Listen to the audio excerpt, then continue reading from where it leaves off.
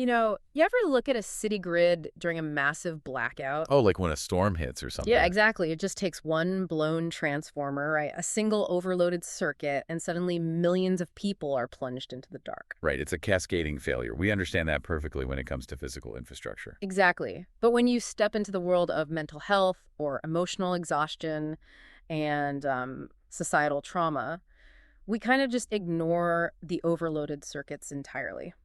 We really do. We treat a totally fried system like it just needs, I don't know, a quick pep talk. A quick pep talk and a cup of coffee, right? And that is what we're tackling today in this deep dive. Because treating it that way is an incredibly dangerous approach to human psychology. Right. The damage of chronic stress isn't visible like a collapsed bridge. It's this invisible, progressive rewiring of your entire nervous system. And today's stack of sources is just incredibly rich. We've got this comprehensive collection of workbooks, devotional guides, and podcast scripts. Yeah, from series like From Within and Faith That Works. Right.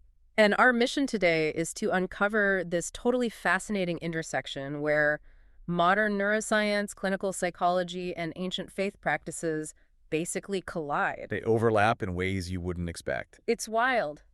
We're exploring how bridging these fields gives us a practical blueprint for healing modern burnout, recovering from trauma, and ultimately rebuilding a fractured society. Which is a huge task. It is. Yeah. So, okay, let's unpack this because I really want to emphasize to you listening right now that this isn't just some abstract theory. No, not at all. Think of this as a practical survival guide for your mind, your relationships, and your community. And to build that blueprint, we really have to start at the foundation, right? The individual level. Makes sense. You can't fix the city grid without fixing the individual circuits first. Exactly. Before we talk about healing society, we have to look inside our own heads. We need to examine that overwhelming exhaustion and anxiety that so many people feel today. Yeah, and reading through the From Within material, there's this really profound reframing of anxiety right out of the gate. The way they define it. Right.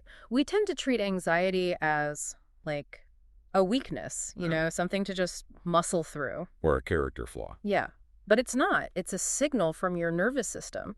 It's basically the check engine light on your dashboard. And what do most of us do? We put a piece of tape over the light and just keep driving. Totally guilty of that. We all are. But that is exactly where the biological damage begins. When you ignore that signal and stay in a state of chronic stress, your body just stays flooded with cortisol. Which is the stress hormone, right? Right. It's the primary stress hormone. Yeah. And what the research reveals here is honestly staggering. I was blown away by this part. Constant, low-grade cortisol exposure literally shrinks the hippocampus. Which is the memory center. Exactly. The brain's memory and learning center. And at the exact same time, this chemical flood overstimulates your amygdala.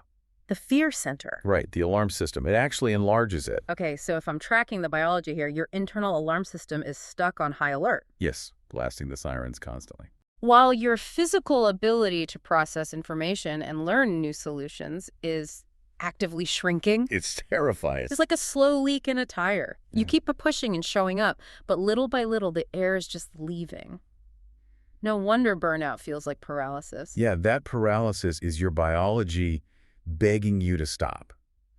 And the biological antidote provided in the sources is this concept of a Sabbath for the modern soul. Right, the Sabbath, which usually sounds like a strict religious rule. Exactly. God's prescription of rest has often been seen as a restriction. But clinically speaking, it's pure restoration.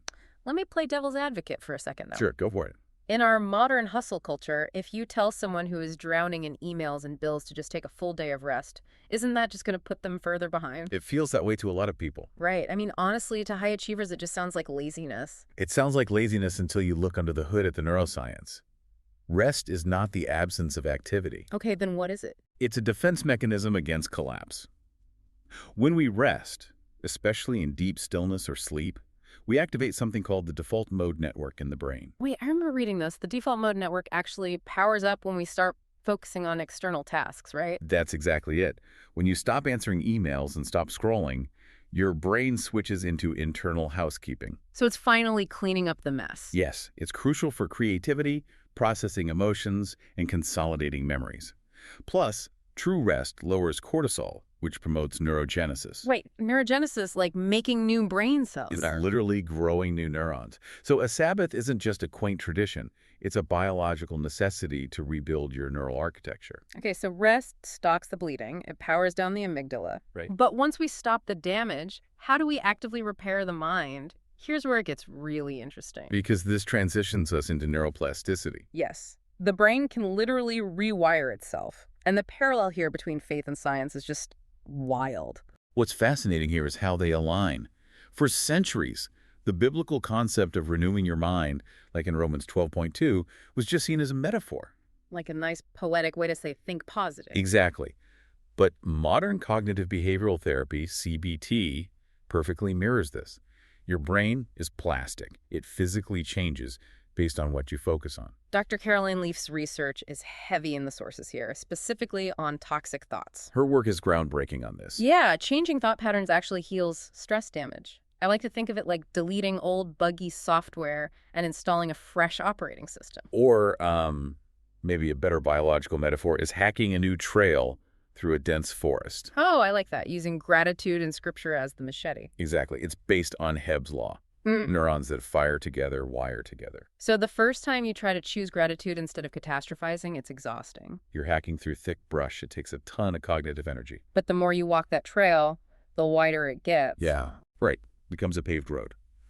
And the old toxic trail, it prunes away because you stop using it. That is so cool. And it's not just positive thinking. The sources point out that gratitude activates the brain's reward system. Yes, releasing dopamine and serotonin. Which shifts the brain's bias from negativity to positivity. The MRI studies they cite are just incredible. They really are. When people engage in deep prayer or meditation, you literally see an increase in gray matter in the prefrontal cortex. The rational decision-making part of the brain. Exactly. And simultaneously, the amygdala deactivates. So you're literally building a bigger, stronger, rational brain to calm down your fear center. Exactly. It neutralizes catastrophic thinking by anchoring the mind in truth. It's the physical manifestation of spiritual transformation. Okay, so we've fixed the internal wiring, but life doesn't happen in a vacuum. What happens when the psychological damage comes from the outside? From other people. Right. Specifically, people or institutions we trust. The faith that works material really pivots here from the individual to the interpersonal. They dive deeply into betrayal trauma, especially church wounds or religious trauma syndrome. Yeah, they cite Dr. Jennifer Freyd's work here. Betrayal by a trusted figure actually hijacks your brain's oxytocin system. Which is devastating because oxytocin is the bonding hormone, is how your brain tags someone as safe. So when the safe person hurts you, it completely shatters your trust circuits. Right. It leaves the victim hypervigilant. And the psychological cure they highlight for this is something called cognitive separation. It's a crucial step. It means untangling the harmful authority figure from your image of God or from the institution itself. Basically retraining your brain to know that the abuser doesn't define your worth or your faith. Right. But then the material goes into forgiveness, citing Dr. Robert Enright. And I have to push back here. It's a tough topic. It is. Forgiveness sounds great on paper, but doesn't it just let abusers off the hook and invite more pain? This raises an important question, and the sources make a very critical distinction here. Okay, what is it? The difference between forgiveness and reconciliation. Forgiveness is an internal release for your own health. Because holding on to unforgiveness is like drinking poison. Literally. Enright's research proves forgiveness lowers cortisol, improves sleep, and boosts immunity. So it's for you, not them. Exactly. Yeah. Reconciliation, on the other hand, requires the gradual rebuilding of trust with strict boundaries. Ah, okay. So you can forgive someone internally to heal your own body without ever letting them back into your life to hurt you again. Precisely. You have to have safety. That distinction is huge. So when individuals heal their nervous system and learn to forgive, they start forming healthy connections. Which inevitably scales up. It impacts society at large. Right. And that brings us to the Harvard study they mentioned, the one about community and belonging. The longest-running study on adult development. It proved that strong relationships are the biggest predictor of health and happiness. But the sources make a point to distinguish between fitting in and true belonging. Yes, true belonging is being held as you are. Not conforming to a group.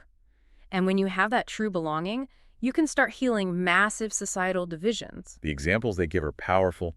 Post-genocide Rwanda and post-apartheid South Africa. Where faith and empathy actually bridged tribal and racial divides. Because empathy on a collective scale regulates the nervous system of an entire community. That is amazing. And they also highlight who drives this change: women and youth. Women are called the hidden backbone of society in these sources. Yeah, the World Bank data proves that educating girls lifts entire families out of poverty. They reinvest in their communities. Mm.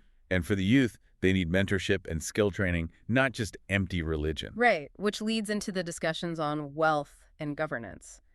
And real quick, I want to be super clear with you listening right now. About the impartiality. Yes, the sources talk a lot about corrupt governance, stolen billions, and how religion is manipulated in politics. Right, but we aren't taking political sides here. Not at all. We are impartially reporting the source material's call for ethical governance and voting for integrity. We're looking at it through a sociological lens.